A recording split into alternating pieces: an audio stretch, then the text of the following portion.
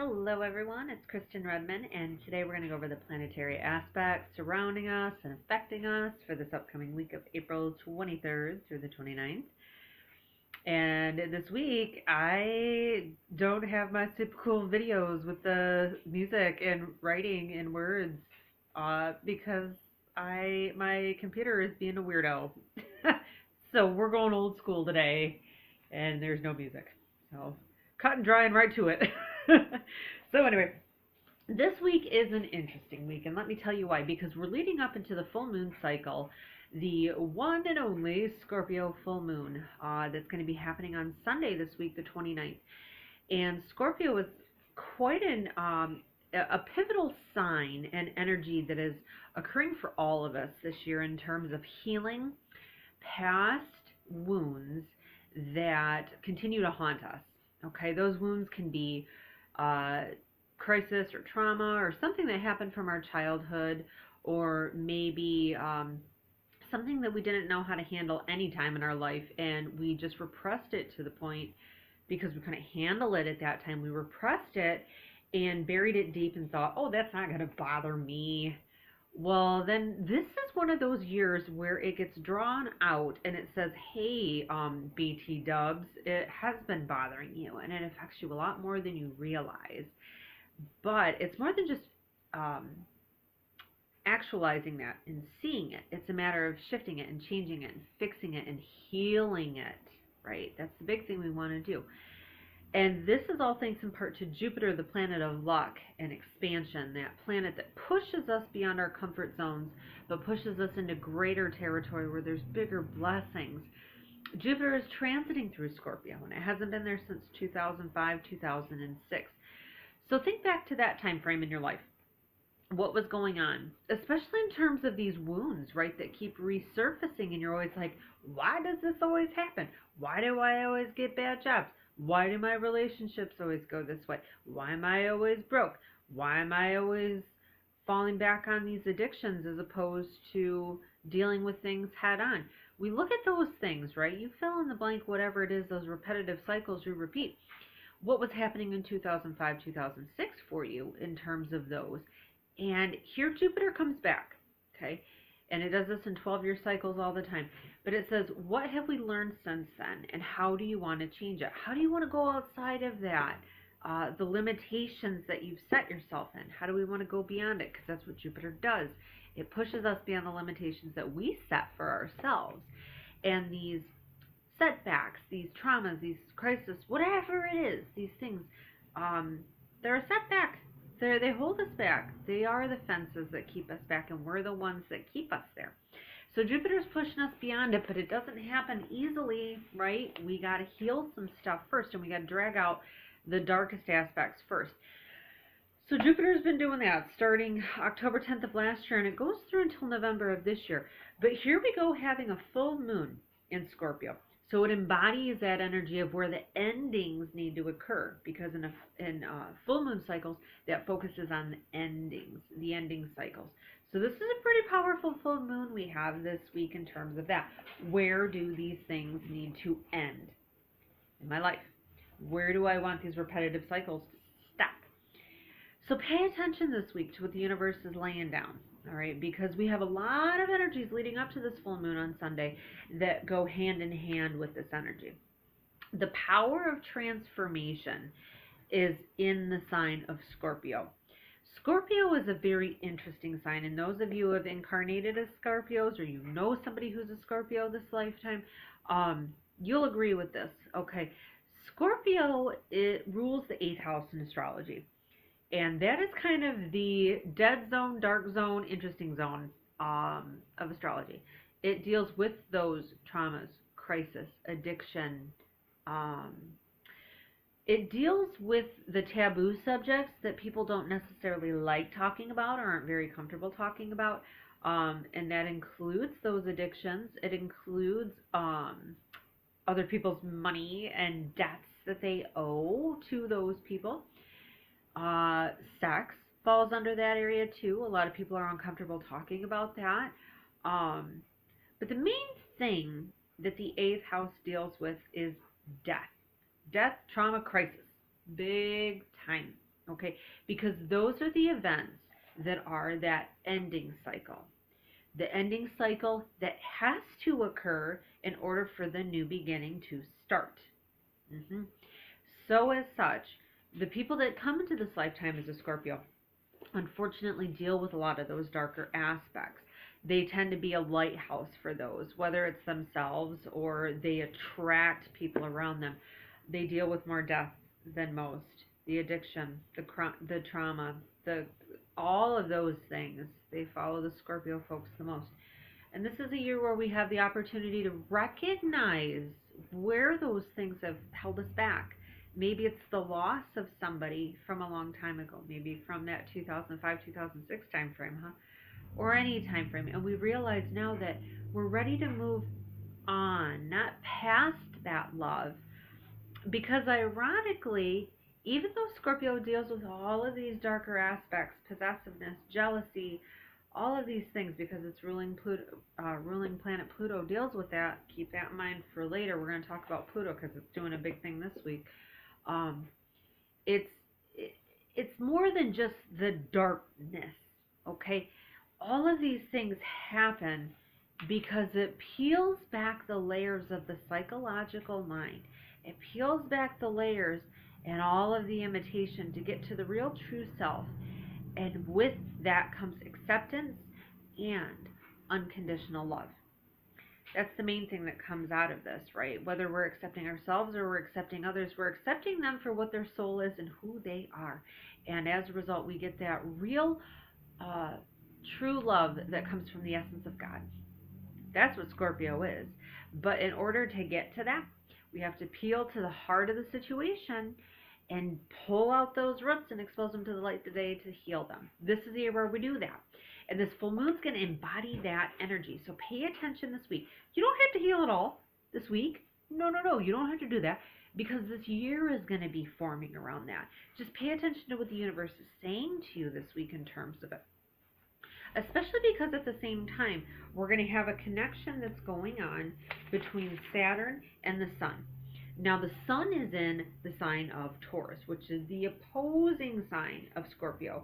Scorpio deals with that thin line between reality and whatever is on that next side, right? Metaphysics and Earth, boom, there's Scorpio in between the two.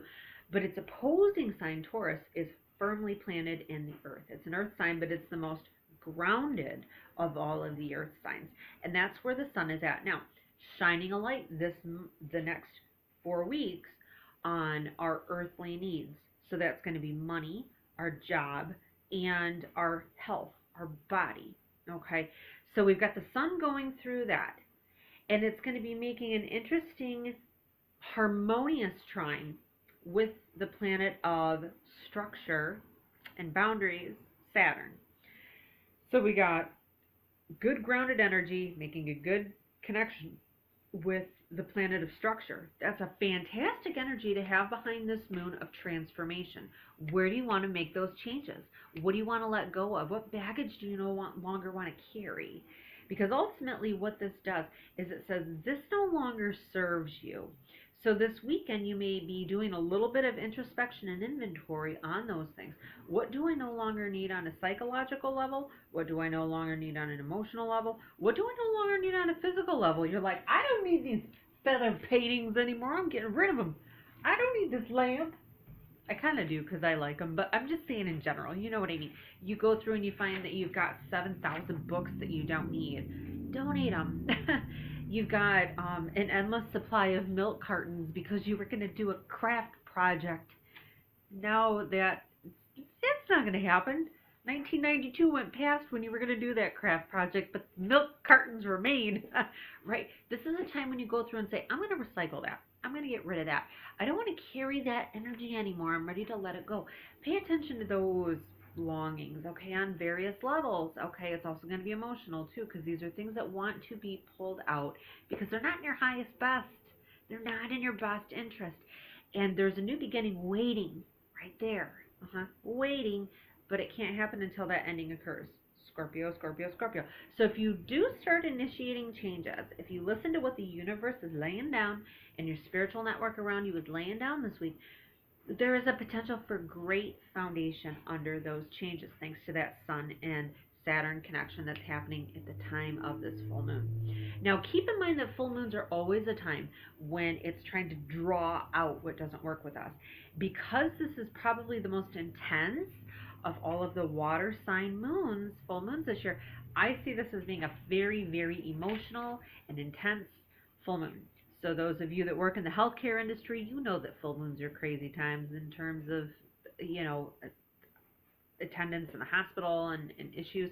This is going to be probably one of the strongest ones of the year. So keep an eye out for that going on this weekend. But that also goes to tell us how powerful it is in our own lives, right? So listen to what the universe is saying. So not only do we have that all going on, we also have, speaking of that Saturn, okay, this kind of sets an interesting tone too as well, because this happens on Wednesday, on the 25th. That is when the planet of the mind, Mercury, which also happens to be in Taurus now, that grounded sign of Taurus, whenever a planet squares up against it or opposes it, making a harsh connection with it. That's the square and the opposition in astrology. When I say that, that means it's a tough aspect. So it's kind of bringing up the shadow sides of a planet or a sign or whatever it is. So Mercury in Taurus, okay, Mercury is how we communicate. Now Taurus on its shadow side, even though it's grounded, it's focused, it wants comfort, it wants stability, it wants security. That's a big one, right? On its shadow side, it's extraordinarily stubborn. Okay, I know y'all know a Taurus out there that's probably got some of that energy, right? It's very, very stubborn, and it can be very, it's the bull, okay? So think of that in terms of communication and thought process. Very, very tough, very abrupt, very harsh, okay? Because it's trying to stand its ground, and in the result, it may gore you with its horns. That's how that bull works, okay? So that's the kind of energy that we have happening on just Wednesday of this week, okay? But I think why it's doing that is because it's trying to push to the surface a lot of those repetitive buttons, right, that this year the main focus is healing. So listen to whatever that is. But just in general also, what happens with this Mercury square that Saturn, square that planet of boundaries, square that planet of foundation. Saturn is the planet of father energy. It's the planet of supervisors and superiors in our work environment. Trying to think what else Saturn. There's so much that these planets and signs go into, but it's like I don't want to go way off in a tangent. Imagine that, right? So think of it like that too. We got the planet of communication squaring up with that, so maybe this might be a week where there are some tense communications. Not the week. I'm not saying the week actually, because Mercury moves so dang fast. It's just on Wednesday when this happens. Conversations are more serious because Saturn is the hardest working of all the planets, right? When it makes a contact with one of your birth chart planets, or when it makes a contact with one of the ones in the sky here, it's a sobering aspect. It makes you work hard to get that reward for whatever it's pinging and ponging with in there. And in this instance, it's about the way we communicate. So communications may be serious. You may have to have some intense talks that you don't want to talk about. You may have to make some pretty massive statements this week that you're not really ready to do. But that's all that Scorpio energy underlying it, right? The things that we kind of shy away from, the taboo things we don't want to talk about or deal with, it's under the surface of the whole week. Keep that in mind too. So some conversations may come up that have to do with that. All of those Scorpio things. So just keep an eye out on Wednesday for what that is, though, okay? Because what happens with Saturn, because it can be such a sobering influence, and because this is making a connection with that Taurus mindset, this could be one of those days where you're feeling a little bit depressed, where you're feeling a little bit low, and the thinking becomes extremely negative, almost overly negative. And let me tell you why. Mercury rules the sign of Virgo. It rules the sign of Gemini, so we're Virgonize. I like that. I'm going to say that from now on. If you're in either of those signs, if your sun sign, moon sign, or ascendant in your birth chart is in those signs, this is going to be one of those times where you're doing a little overly critical thinking of yourself, and others, but especially on the self. So the best thing to do with this, and also because Saturn's involved, Capricorn folks as well, Sun, Moon, or Ascendant, you're going to be feeling this too this week. Just take it easy on yourself and others, but especially with yourself. Know that you're kind of looking on Wednesday at the absolute worst possible scenario there could ever be with the situation. So just take it easy with that. Yes. Yes. Sorry, I'm just looking over at these things. Yes, I said all those things. But hey, that's the energy for this week. The base of transformation, which is pretty cool. I'm going to take a drink of coffee because I keep seeing it back there. And I just made it, and it sounds really good. This is that week where we have that capacity. You know, we had that new moon in Aries that happened last weekend. And it was so darn powerful in terms of manifesting. The most powerful of all of them because it was in Aries. And what we have with that new moon of Aries and energy is trying to initiate new things. Have that confidence and strength to stand up for yourself and say, this doesn't work for me. I want to make some changes and I'm going to start doing it now. And it's amazing what I've seen from clients, friends, everybody involved that did actually send some intentions out in the universe to see immediate results in terms of what they're manifesting. So don't be surprised if you planted some seeds under that new moon, especially if it had to do with you finding your inner warrior and being able to stand up for yourself. Don't be surprised if under the influence of this full moon this week, you start seeing some of those things come to light, come to fruition, come to like reality. Because this is also a year of manifesting. Biggest year because we've got so much energy under it being an 11 year. 11 being master manifester. Whatever you think you create into reality. It's so true. So don't be surprised if you start seeing some of that coming through this week as well. Yes, because full moons are about the ending cycle. Another side note too, full moons and new moons happen every month, right? But when they land in what is known as a fixed sign, Scorpio is a fixed sign, Taurus, its opposing sign, is a fixed sign. And then Aquarius and Leo. Those are the fixed signs. In astrology, you've got fixed signs, which are the hub of the wheel, right? They're the very dead center. 3 of those signs go into them, the ones I just said. And they don't really change much, right? They stay very stable and dependable. That's where the stubbornness comes in because they're like, I don't want to change or shift. You know what I mean? Where some of our other signs will. But when it's in a sign like that, because it is so grounded and focused, once it gets its mind on something, it won't change. This is a time frame where if you really set the intentions for change under it, most likely you're going to stick with it, okay? Especially because we've got Taurus, the sun in Taurus now, giving it that stick with itness.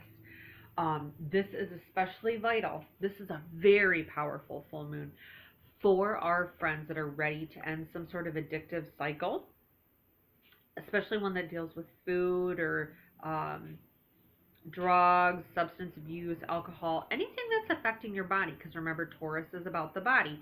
And then we've got the addictions over in Scorpio side. So if you're ready for an ending, full moon, right, this is one of the most powerful times to do that. You want to make some changes in your diet, how you take care of your body. This is going to be the most powerful one to do it because it has to do with Taurus. So if you still haven't started that New Year's resolution to take care of your body better, this is a fantastic week to do it. And this may be one of the weeks where it shows you your body starts kind of fighting you on it and saying, yes, I do need some change. Help me change. You know. So that's what we got up in here. I totally left my stones over here. They're over in the sunlight, getting cleaned out. Hold on, I'll be right back. Get my stones. And we'll see what Angel's working with us for this full moon to get it rocking and rolling. Beep-a-doo, here I am, back again. Let's just take a look at all these lovely stones that I always pull one from, and then I know what Angel's working with us, especially under a relatively intensive week where I think some subconscious sludge will be brought out in sorts this week, and that's a difficult thing to deal with. So let's see what angel's going to be with us, supporting us in that time frame. We'll right to it. Oh, how cool. Who are you going to be then? Well, obviously Raziel. Okay. Gotcha. Okay.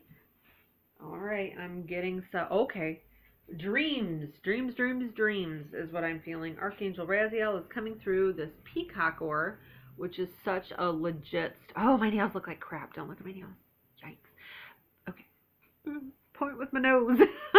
This one doesn't look too bad. Okay, so see all of this beautiful coloring that's in that? It's like a gas lick, basically, that's on this thing and embedded into the rock, and it gives all of the colors of the rainbow. Now, the angel that embodies the rainbow is Archangel Raziel. He is the angel of dreams. He helps us dream bigger in our conscious state. So he gives us those daydreams, and he makes us start thinking about how we want to go beyond those limitations that we set for ourselves, dreaming bigger and hoping for bigger and better things in our lives. But he's also the angel that works with us in our subconscious state of dreaming, because that's where the angels talk with us, and they give us the insight on how to make those dreams that we're daydreaming about reality. Oh, I can feel him so strongly around right now. He is around this week, okay? But he's also the angel of our ancient esoteric wisdom. He's the one that holds the book to all your past lifetimes, all of the information that you learned from those lifetimes and how you want to access that now. He is the angel that helps us realize that. Read it, access it, but we do it in our subconscious sleep state. There's some that can do it in their conscious state, but holy smoke-a-ramas, we're not going to work on that today. We're going to just trust in the process with Archangel Raziel coming through, bringing insights in our dreams. So just pay attention. Some of these dreams may be replays from our past lives, and they're giving you a little bit of insight on how to fix those things moving forward. Archangel Raziel is around this week, bringing us strength and healing, ancient wisdom, guidance as well. So I'm going to shuffle this 5 times because Archangel Raziel is the angel of Leo energy, and it rules the 5th house of astrology, having to do with happiness, children, and our life purpose. Bam! I don't like that card. We're going to do it again. Sorry, I don't think this is it. I know. Yeah. Okay. Let's do it now. 5. 1.